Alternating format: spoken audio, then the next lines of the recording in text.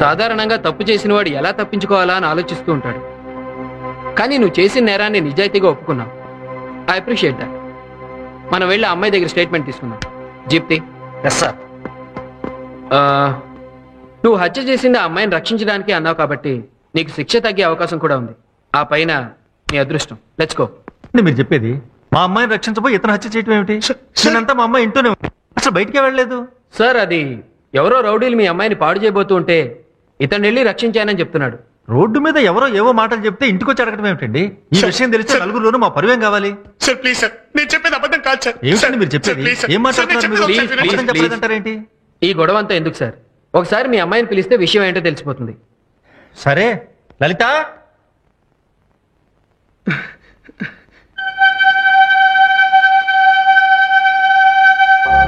ఏమిటమ్మా లలిత, ఇతను నీ గురించి ఏమిటో మాట్లాడుతున్నాడు. మీరు ఉండండి సార్.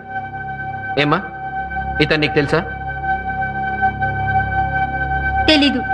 ఇతని చూడటం ఇదే ఫస్ట్ టైం.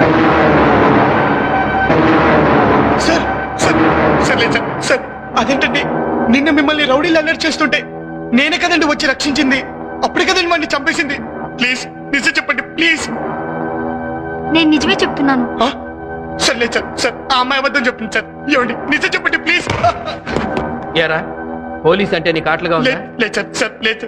కావాలని చేసిన హత్యని కప్పిపుచ్చుకోవడానికి మమ్మల్ని ఇక్కడికి తీసుకొచ్చి ఫోన్లు చేస్తావు. సార్ లేదు సార్. అనవసరంగా మంచివాడు అనుకుని నీకు సర్టిఫికేట్ ఇచ్చాను కదరా. సార్ నడు. సార్ లేదు సార్. సార్ ఆదిత్య అనబడే ఈ ముద్దాయి శేఖర్ను ఉద్దేశపూర్వకంగానే హత్య చేశాడని కోర్టు నమ్ముతూ ఐపీసీ సెక్షన్ 302 ప్రకారం ముద్దాయికి యావజ్జీవ కారాగార శిక్ష విధించడమైనది. నన్ను హైదరాబాద్ జైలు నుంచి వైజాగ్ జైలుకి మార్చారు. ఎంతో ఇష్టమైన నా ఫ్యామిలీకి దూరం అయ్యాను. మా నాన్నగారి కోరిక ప్రకారం లాయర్ని అయితే మళ్ళీ మా ఫ్యామిలీకి దగ్గర అవుతానేమో అనిపించి ఎంత కష్టమైన లా చదవాలనుకున్నాను. Yes, I will become a lawyer. I will. ఇక్కడ జైలు సూపరింటెండెంట్ చాలా మంచి వ్యక్తి. నేను లా చదువుకుంటానంటే ముందు ఒప్పుకోలేదు. కానీ నా పట్టుదల చూసి రోజు కాలేజ్కి వెళ్ళి చదువుకోవడానికి కొన్ని కండిషన్స్ మీద స్పెషల్ పర్మిషన్ ఇప్పించారు. అందుకే నేను బయట ఏమీ తినేవాడిని కాదు. సాయంత్రం 6 అయ్యేసరికల్లా జైలుకి వెళ్ళిపోయేవాడిని. అలా సూపరింటెండెంట్ గారి సహకారంతో ఒక ఖైదీనే ఉండి కూడా ఈ కాలేజ్లో చేరి లా చదువుతున్నాను.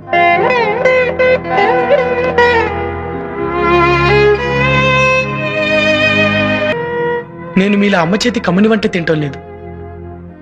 సంతోషం వచ్చినా బాధ కలిగినా మీలా అయిన వాళ్ళతో పంచుకునే అదృష్టం కూడా నాకు లేదు. మీలా తండ్రులు సంపాదించిన ఆస్తులతో చదువుకోవడం లేదు.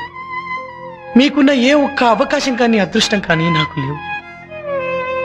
అయినా నేను ఎందుకు ఇంత కష్టపడి చదువుకుంటున్నాను మీకు తెలుసా? లాయర్గా చూడాలన్నా, నా తండ్రి ఆశ నెరవేర్చడం కోసం. మీ తల్లిదండ్రులు మీకు కావలసినవన్నీ ఇస్తున్నారు. కానీ మీరేం చేస్తున్నారు?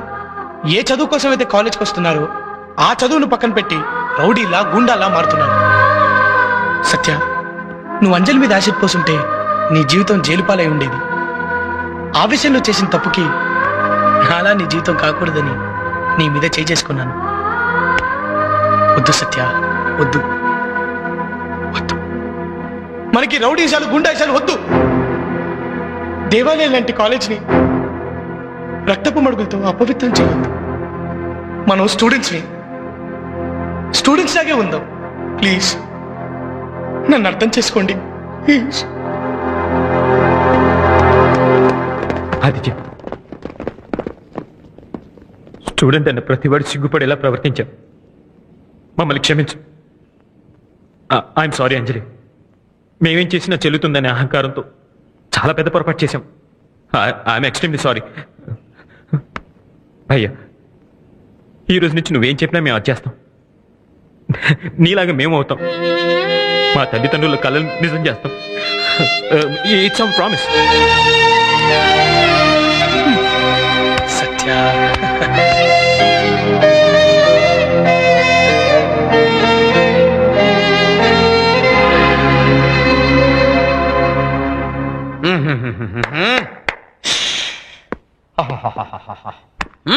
నాలుగు గంటల నుంచి వెయిట్ చేసి తల్లొప్పొచ్చింది కానీ లీకేజ్ సంపై గారు రారేంటి? విఏపీ దగ్గరకు వచ్చినప్పుడు అంతే డాక్టర్ గారు భరించాలి. Control your self. ఏం కంట్రోల్ యువర్ సెల్ఫ్? తల్లొప్పి భరించాలంటావా? అబ్బే. హలో డాక్టర్ సుబ్రహ్మణ్యం అండి? నేను డాక్టర్ బ్రహ్మానందాన్ని మాట్లాడుతున్నానండి. అవునండి, బాగా వాంతులు విరోచనాలు తలనొప్పిగా ఉందండి. ఏం టాబ్లెట్ వేసుకోమంటారు? యాస్పిరిన్ వేసుకోమంటారా వద్దా? అనాసిన్ వేసుకోమంటారా వద్దా? మరి ఏమిటి, సానిటైజర్ వేసుకోమంటారా? Okay okay okay. అదే మిస్టర్ డాక్టర్ బ్రహ్మం, మీరే డాక్టర్ అయి ఉండి వేరే డాక్టర్ ఫోన్ చేసి కనుక్కుంటారు. సొంత రోగానికి సొంత వైద్యం చేసుకోవటం మా ఇంట వంటలు. I see. 1 సెకండ్, ఫోన్ ఏదో వచ్చింది. Hello, engineer Ali speaking. ఏమిటి, మా ఇంటి పిల్లలు రెడీ అయిపోయినాయా? Very good very good very good, రేపు వచ్చి తీసుకుంటా. Thank you very much. అదేమిటి ఇంజనీర్ అలీ గారు, మీ సొంత ఇంటికి వేరే ఇంజనీర్ ప్లాన్ ఏంటి ఏమిటి? సొంత ఇంటికి సొంత ప్లాన్ వేసుకోవటం మా ఇంట వంటలేదు. ఓ యా.